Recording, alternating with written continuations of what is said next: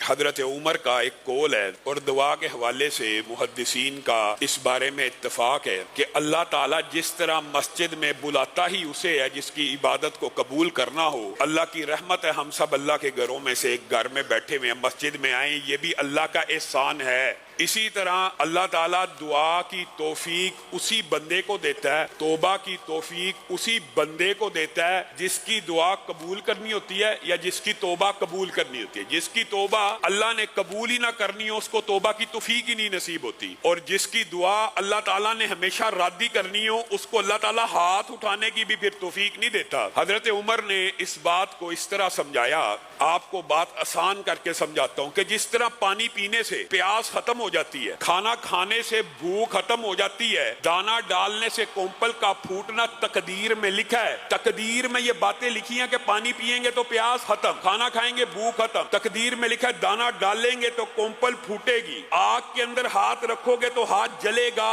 یہ تقدیر میں لکھا ہے۔ اسی طرح حضرت عمر نے کہا یہ بھی تقدیر میں لکھا ہے کہ جو بندہ ہاتھ اٹھائے گا اللہ تعالیٰ اس کی دعا کو ضرور سن لے گا، یہ تقدیر میں لکھا ہے۔